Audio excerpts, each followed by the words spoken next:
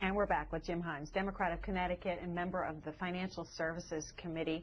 The Republicans, House Republicans, are going to put a bill on the floor, possibly as early as Thursday, that will continue to fund the government until September, but it would keep sequester in place for the most part. How do you plan to vote?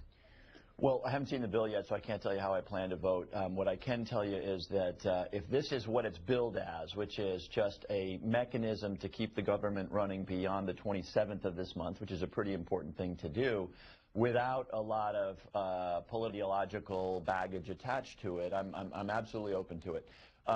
You know, you asked, the sequester is still in there. Yes, the sequester is still in there. The sequester, of course, always being something designed to create pain for members of Congress so that they get together and finally do the deal they need to do to put our country on a sustainable path. So hopefully this CR passes, this continuing resolution, this authority for the government to continue to operate after the end of this month, passes without incident, without too much of a fight. Because on top of the sequester, we don't need a government shutdown fight. Is the sequester going to have cause economic damage? Of course it is. I mean, you know, that's not even a question. You know, depending on who you listen to, the number of jobs lost over a period of time range from 700,000 to 2 million.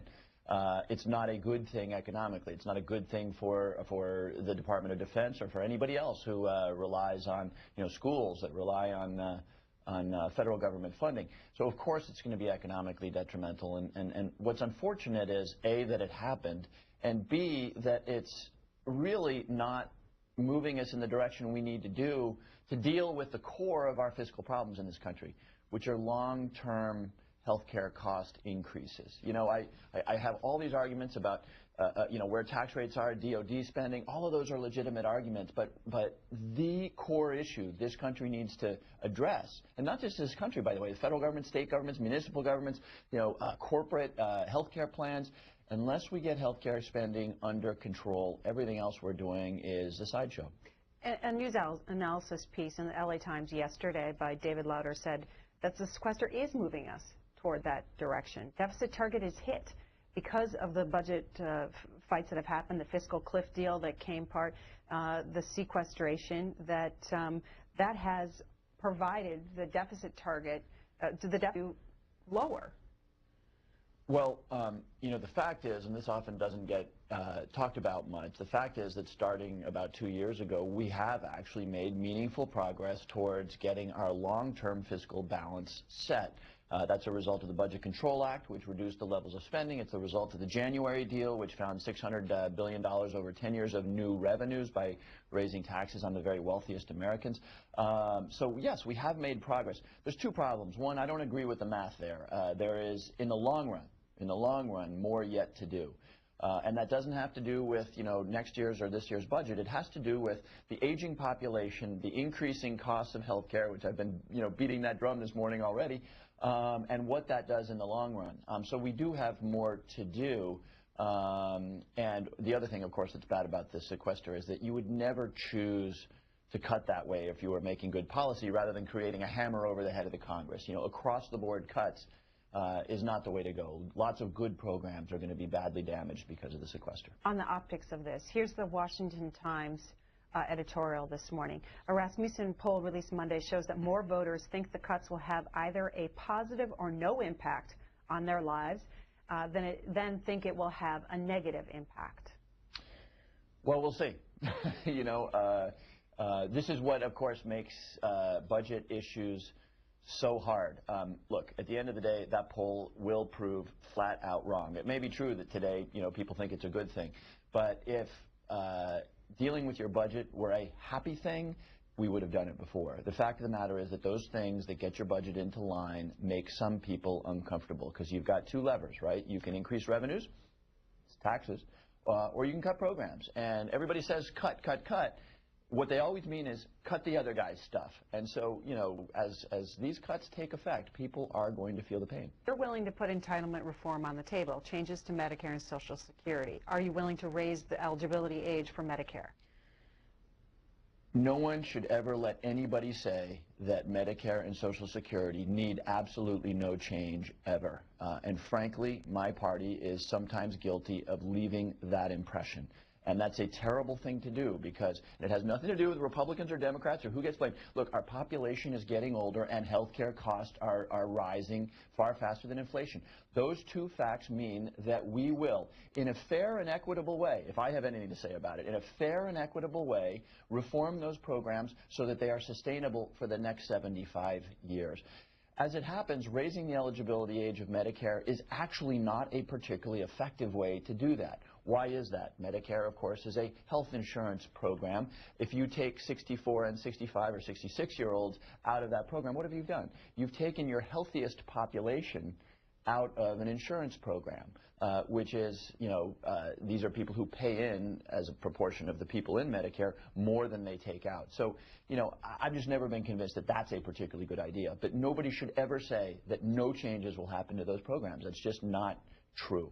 First phone call here for you comes from James in Fairfield, Connecticut, independent caller. Hi, James. Good morning, C-SPAN. Good morning. Morning. Sorry, go ahead, James. Morning. Good morning, Congressman Himes. I'm one of your constituents here in Fairfield.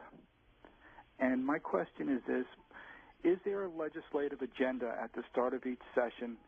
And is there a possibility that we can shorten the session of Congress so that we can keep you folks there 6 days a week to get jobs done? Because it seems from the voters' point of view that Congress isn't in session enough to get things done. Members are shuttling back and forth to their districts, and if you were there for 6.5 days a week and don't come home, things would get done and compromise would be achieved. Yeah, James, it's great to hear from you. Always nice to hear from the home district. I am not convinced. In fact, I don't think that the polarization and that the dysfunction of the Congress today is attributed to the fact that we're not around enough. We're around plenty. We're around doing things that are, not that substantially important to the future of the country, whether it's naming federal facilities or, dealing with smaller stuff.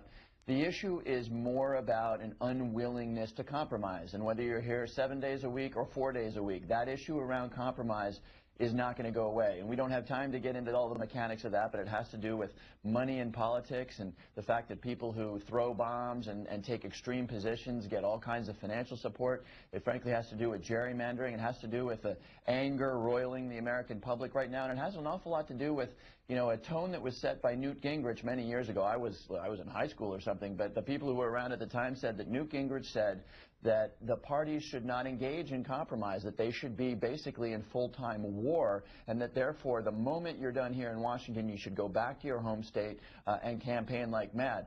By the way, I don't want to discount the point entirely. I've worked with a group called No Labels, which encourages the formation of friendships across the aisle. And that's really important. And James, you're right that if we had more opportunity to form those friendships, I think we'd have a smoother functioning Congress. But the unwillingness to compromise, I think at this point is a bigger problem. Ken in San Francisco, Democratic caller. Early morning to you. Hi, Ken.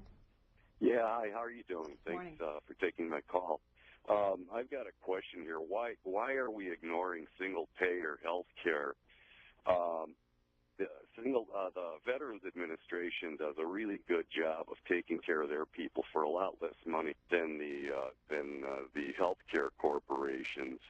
And also, the pharmaceutical corporations are just really sticking it to the American people big time. Congressman? Yeah, a very, very good question from Ken. It's not just, of course, the VA.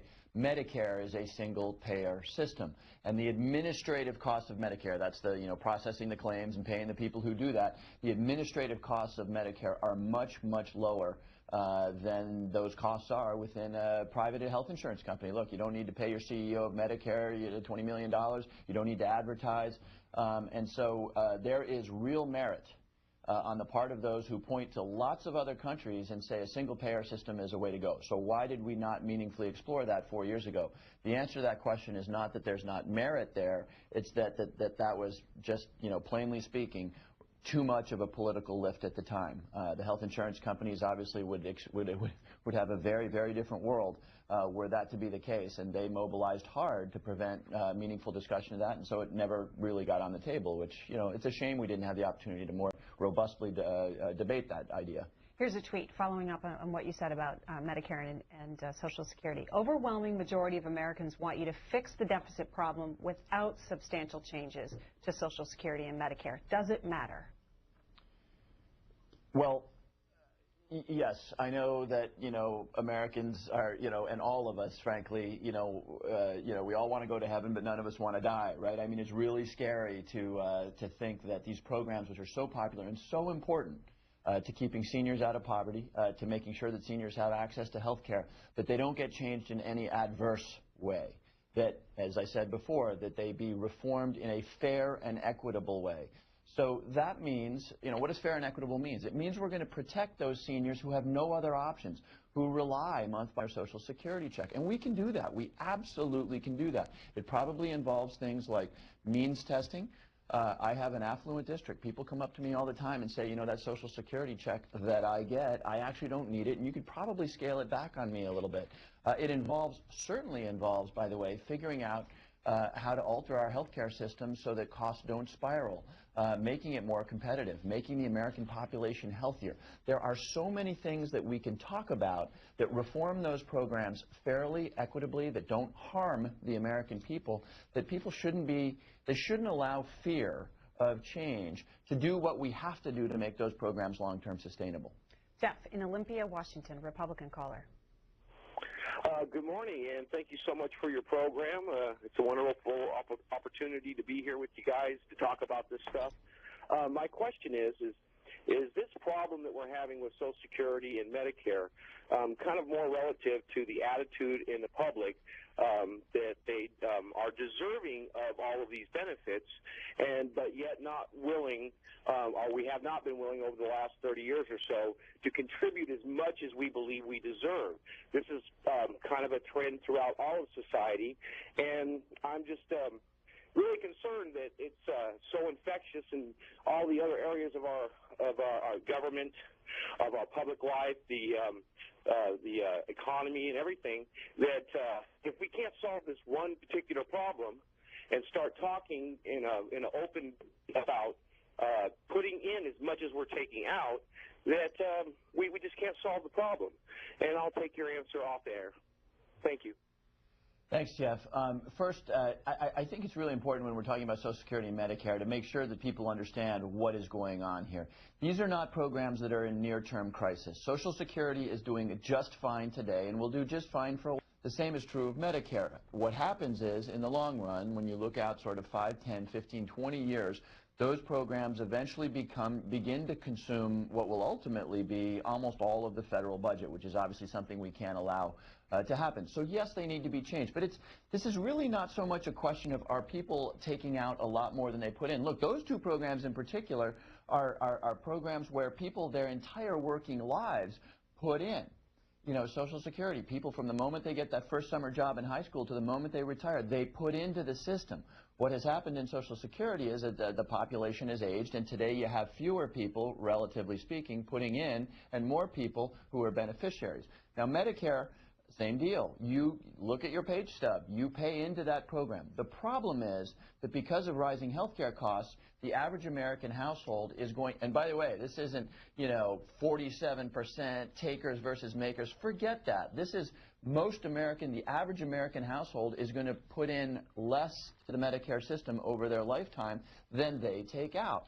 That obviously is not long-term sustainable, and that takes me right back to the need not necessarily to deny anybody health care benefits, but to get the health care industry, which has been growing at, looking back, 10, 11, 12% a year, to get those costs under control. That's how we fix it. Here's USA Today's money section from yesterday. Happy anniversary, ? The bull market on Saturday turns 4. They're saying that is when stocks finally stopped going down, ending the worst plunge since the Great Depression. In the paper's editorial today, they say Dow nears new heights as Fed provides the steroids. It says to combat the Great Depression, the Fed has bought trillions of dollars of mortgage bonds and U.S. Treasuries to juice the housing market and the economy in general. But the time is approaching to scale back the bond buying spree and get ready to unwind some of the Fed's massive portfolio, now tops $3 trillion. Do you agree it's time? If so, what is the consequence?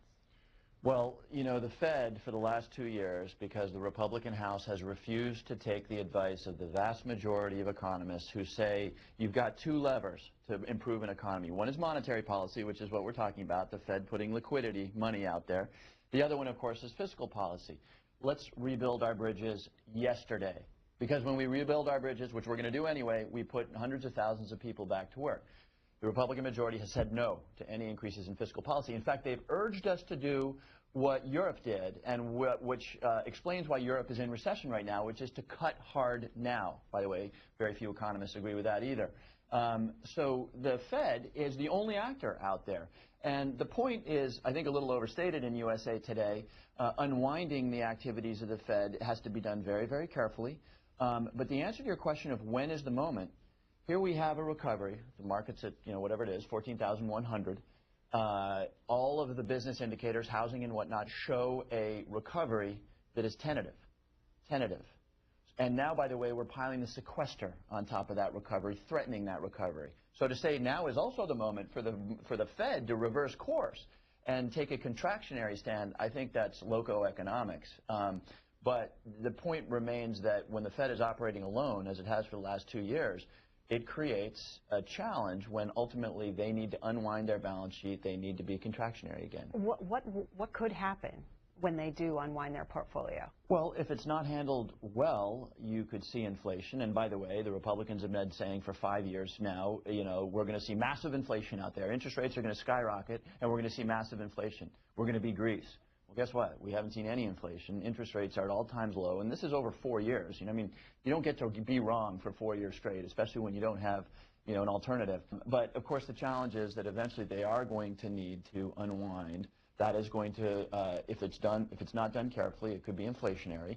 If it's not done carefully, interest rates could rise in a way that would put pressure on this economic recovery. So it's a very delicate task. But look, Ben Bernanke has been doing all that he can, and he's been coming before Congress and saying, he doesn't put it this way because chairman of the Federal Reserve never speak this way, but saying, why aren't you guys helping? He came before the House Financial Services Committee last week, which you serve on. Also, tapping into your Wall Street experience, you worked at Goldman Sachs for 12 years. Want to get your thoughts on this housing story in the Washington Post. Regulator sets goals for Fannie and Freddie, planning for when those firms no longer exist. Fannie Mae and Freddie Mac will create a common platform for issuing mortgage-backed securities as they wind down operations and plan for a future in which the two companies no longer exist. Has Congress, been informed about this? What will this be?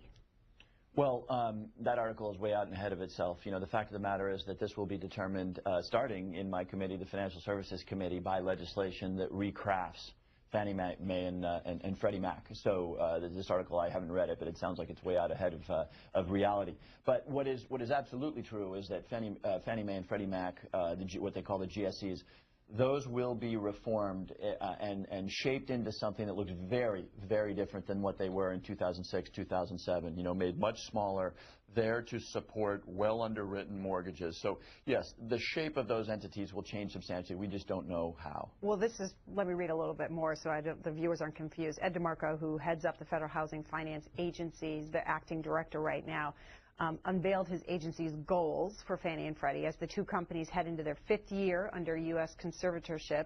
The FHFA is shrinking operations while waiting for President Obama to move forward with a broader makeover of the nation's housing finance system. Yeah, no, that makes more sense.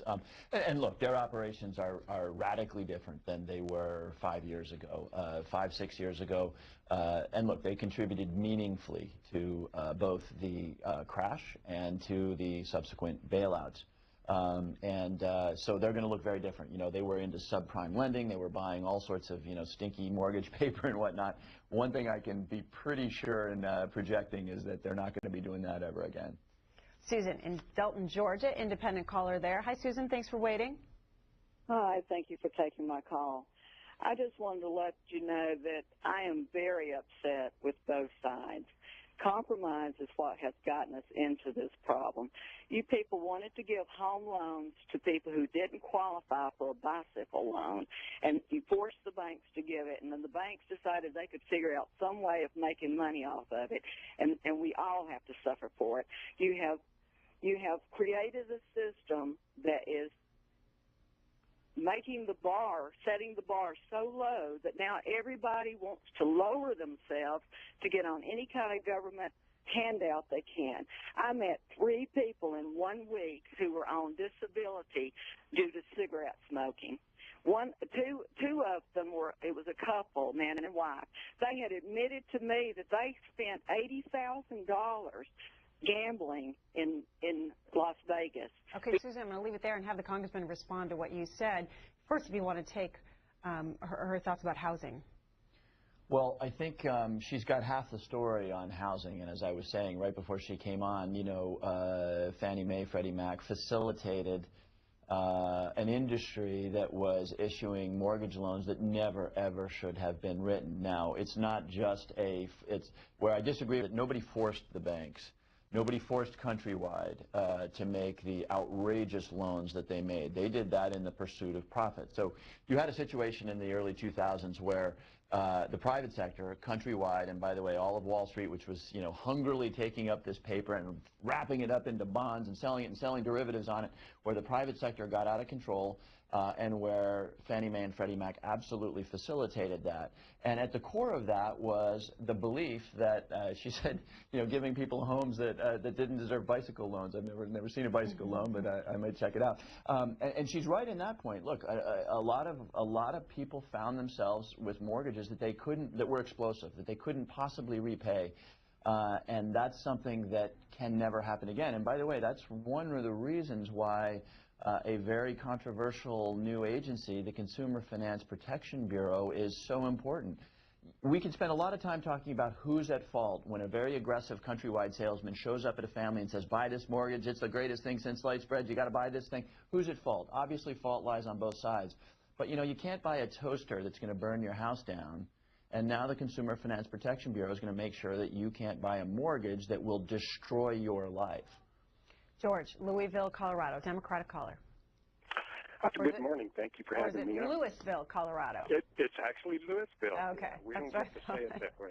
All right. Thank you, Chris. You know, I'm trying to take a global view of a lot of what's been going on, and I go back 5 years, and I look at the financial collapse. I saw people, you know, lose their 401ks, lose their homes, lose their pensions. And then we fast forward 5 years later, the stock market is almost ready to reach a record. The corporations are making money hand over fist, banks very well. The only people that aren't doing well are the people that bailed all of this out. And what we're getting is sequesters, fiscal cliffs, cuts in services, all of this. Are we moving into basically, are we already just a plutocracy? George highlights a really important problem. You know, the stock market is at record highs partly because of the Fed, but mainly because corporations are profitable as never before. And why is that? Well, there's a couple of reasons for that, but one of them is that they're more productive than ever before. What does productive mean? Productive means that their people are working harder than ever, and by the way, there's fewer people at those corporations. Corporations are, you know, cutting back jobs and getting lean and mean and making a lot of money. That poses what I think is one of the central issues for us to think about these days, which is a very healthy corporate sector is sometimes at odds with the employment of lots of Americans. Here's the illustration. In my grandfather's day, you walked out onto a factory floor, there were thousands of people on that factory floor, all with good jobs, health insurance, maybe unionized, doing just fine. Now today, we talk a lot about manufacturing. You walk out onto a factory floor, there's 7 people tending robots, right? So the question for us, and I think what fixes this problem that George so eloquently highlights, is how do we make sure that every American is trained not for that job that existed 50 years ago on the factory floor, but for the new job. And here is something that we don't talk nearly enough about, training our people to have those jobs. These are, you know, CAD/CAM, highly technologically oriented manufacturing jobs. How do we make sure that every kid that graduates high school has a shot at the new economy, the new manufacturing economy, rather than being prepared as they are today for the America of 30 years ago? We'll go to Arizona. Emmy in Tucson, dependent caller. Oops, I have to push the button. Sorry about the Emmy. Start over. Yeah, hi, can you hear me? Yeah, we can. Go ahead. Good morning. I listen to you guys in the morning, and your guests, including Republican, Democrats, you seem like you are very talented, knowledgeable with all the answers, to all the questions, why this, why that. What baffles me and disappoints me and this depresses me, and I think most of the American public, is you have to be threatened with sequestration. The president says this is just to make people move, and do something. I mean, you are adults. I mean, we are paying for you to solve the problems. I am a nurse. If I have to be treated like a kid in order to make patients get better or do my job, nobody's going to be alive. You know what I'm saying? And you're talking about, the problem with the loans for the housing.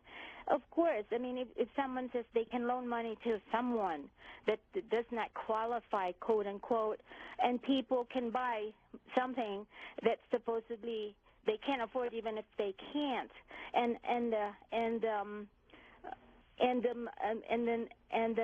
Well, Emmy, I'll leave it there so I can get in some of the voices. I'll have the congressman respond to what you said.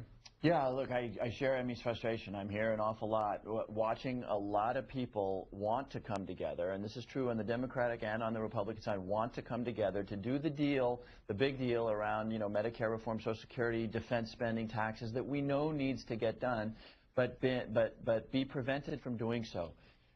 And look, we're in an interesting moment in American history. 2 years ago, a group of Tea Partiers arrived and said, we have these very strong ideological goals, and it's either that way or no. And look, I understand what it sounds like hearing a Democrat say that. This is much more of a problem for Speaker John Boehner than it is for me. I'm in the minority. Speaker John Boehner has spent a career making deals, legislating, compromising. He wants to do the deal, I believe, as does the president. The president says you can do the chain CPI, you can alter Medicare, you can alter Social Security. John Boehner is being forced to say exactly what he says today, which is not one more penny, not a penny, not out of tax benefits for oil companies, not out of tax benefits for people who fly private jets, not one more penny of revenue. And the reason he's forced to say that is that he has this right wing which is utterly uncompromising.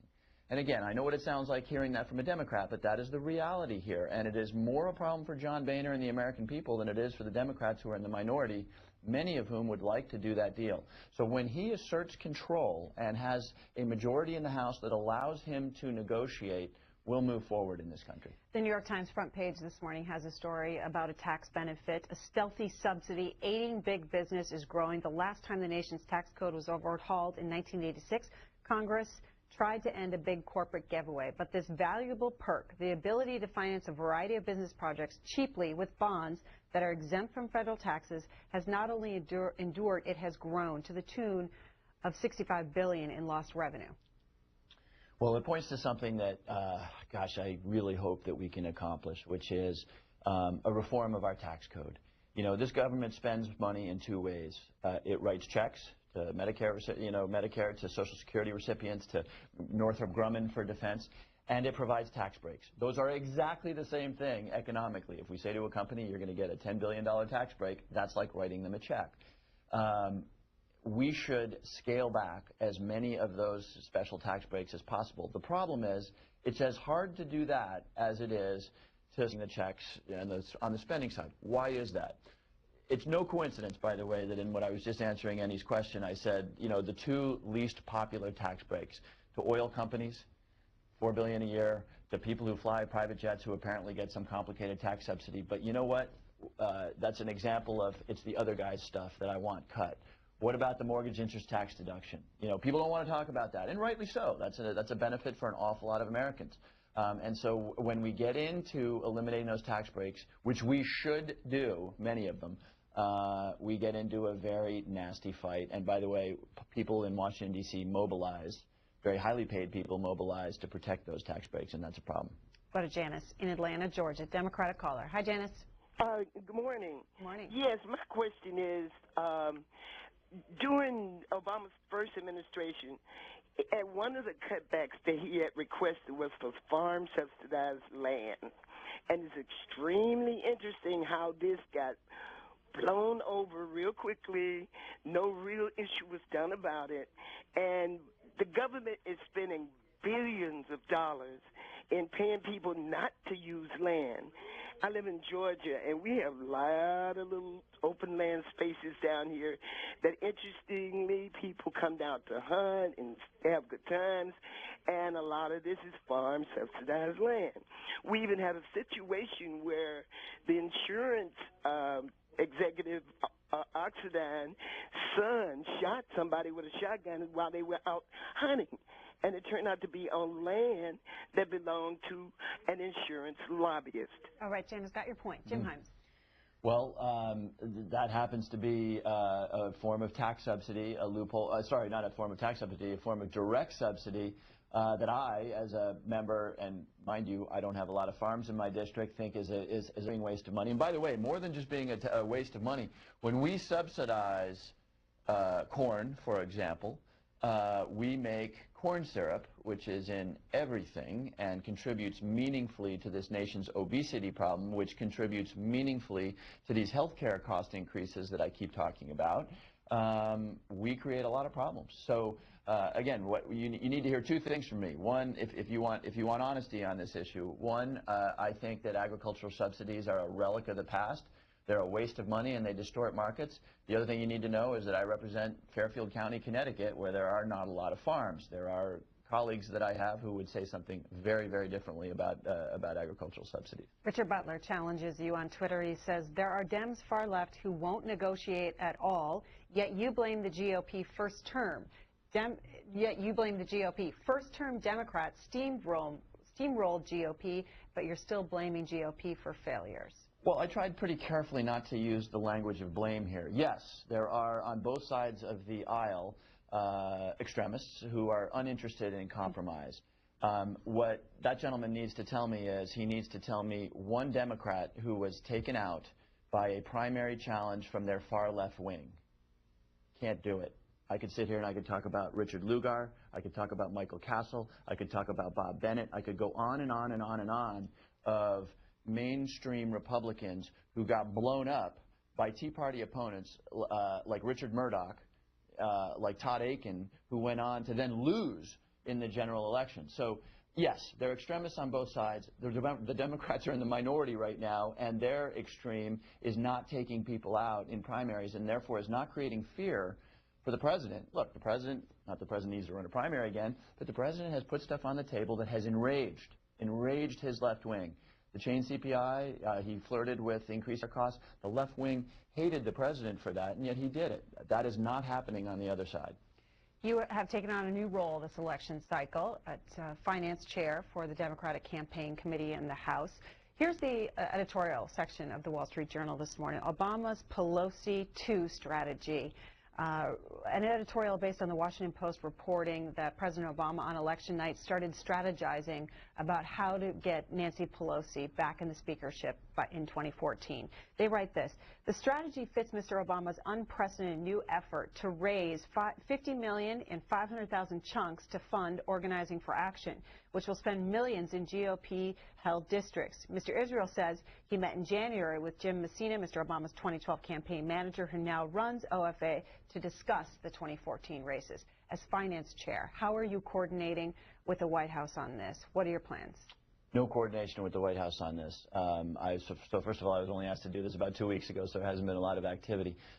Look, my job as finance chair is to help raise the money for the Democratic Congressional Campaign Committee to assist people who are trying to help the Democrats retake the House of Representatives and therefore move this town into a more compromising position, meaning willingness to legislate and willingness to run the government.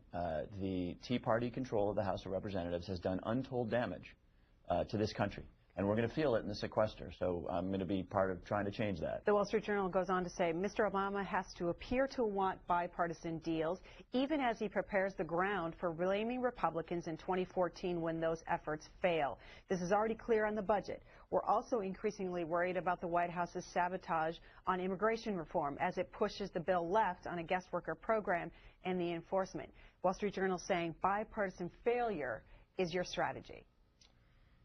You know, it's just plain wrong. And, you know, as a matter of practice, there are few mouthpieces as ideological, as willing to ignore the facts in the guise of a respectable news organization in the editorial page of the Wall Street Journal. I'm surprised that they're not embarrassed to write that editorial when we just saw an election cycle where Karl Rove raised $300 million from donors that he wouldn't disclose, when all these groups like American for Prosperity were out there raising money in the shadows and spending money. That the Wall Street Journal today could say, my God, the president is raising money to push his political aims. It's just, I mean, it just defies shame. Derek in Afton, Minnesota, independent caller. Good morning, C-SPAN. Hi, Derek. Hello. All right, I have a couple quick comments. You just raised a couple for me just in his last couple statements. I was going to start with saying, wow, you seem like a blue dog Democrat, pretty much down the middle. Seem pretty smart, but then your last couple comments just lost me. All right. The Affordable Care Act, the Obamacare, whatever we want to call it, that was the first time in history. There's two things that have been, growing, higher in an inflationary situation than anything. You're right, it's health care, but first and foremost, it's college tuition. So, we're strapping our kids with the debt. They go out into the world, whatever. But the bottom line is this entitlement or this health care situation, for the first time in history, it wasn't bipartisan. It was just one-sided in how it passed. And it's a pretty major entitlement. So that's one piece of it. But the second piece is, you just decided to be the Finance Committee chair for the Democratic Congressional Committee, which the leader of that, if I'm not correct, what's her name in Florida? The leader is Steve Israel of New York. Debbie Wasserman Schultz heads up the DNC, the Democratic National Committee. Okay, got it. Okay, so two different things even with her then. Right. The woman from Florida. Okay. That's a different organization. Okay, fantastic. Well, that's good because she's the Kool-Aid drinker of the left. So, all right, Derek, I'm going to leave it there and have the congressman respond. Derek asked about health care reform, and he's right in one respect, which is that making sure every American has access to health care, not through an emergency room, but has access to decent health care, does not come free. It does not come free. But boy, I think that in the richest country in the world, that is a goal worth pursuing. And in a country that spends $800 billion a year on defense, security, CIA, all of that, homeland security, and wars, I think we can spend a little bit to make sure that every American has access to health care. I also think that, and I've been beating this drum hard this morning, if we're serious about the fiscal issue, we are serious about reducing health care costs. And the health care reform bill, now law, had any number of measures which are beginning to take effect, which are reducing the costs in our health care system. If you want to criticize the health care reform bill, which you can do, there are issues with it, and there's certainly problems like there is in any piece of legislation, it is that it probably didn't go far enough in reducing the growth in the cost of health care expenses. But I think, look, it's hard to say we should go back to a world where there's millions of Americans who are going to have no access to health care for their children except to show up in an emergency room. And yeah, that costs some money. By the way, the bill actually, paid for itself in the sense that we had the honesty to say, here's how we're going to pay for it, which we hadn't seen in the last 10 years in governing. But the point is that, putting together a system whereby we all contribute to make sure that every one of our fellow Americans has access to health care is just the right and just thing to do. Chuck in Dayton, Ohio, Democratic caller. Hello. Welcome to C-SPAN. I was wondering why I keep hearing about entitlements and stuff. Why can't the government or the Congress and senators lead by example? Their entitlement is their salary. They need to take a pay cut, and their pensions. Give them up, just like all the people have to. Well, Chuck, I have actually voted against any pay increase for Congress in the 4.25 years that I've been here, because I agree. When the rest of the American people are not getting raises, in fact, are barely hanging on to their jobs, if at all, Congress has no business giving itself raises, and that is the way I have voted since I have been here. There's a lot of misinformation out there, by the way, though, about congressional benefits packages. We pay into Social Security like everybody else.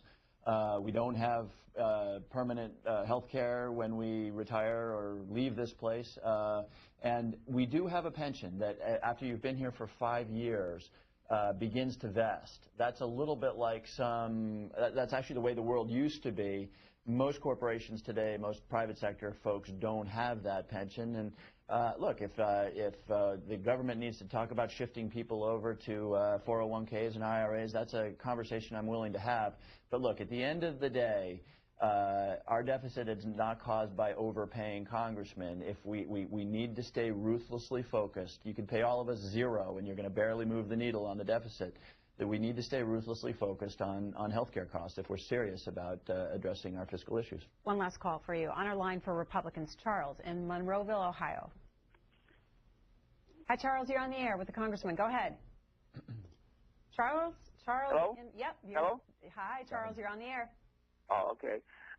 Yeah, like I say, I was wondering if the congressman would, if he would, or I think I would say ask the question that if he would, the president would be a little more respected by people on the right if he would stop vilifying people who do good, and that if every now and then if he talked to some of the inner city people and stuff that are really having trouble now, if they would be farther ahead, if they could talk about the staying in school and don't have children until they're married, and that if you had a two-parent household and did them things, your chances of being in poverty are a lot less. And then to take care of and support your children and stuff. These broken families and stuff are where we're having so much trouble in the inner city now.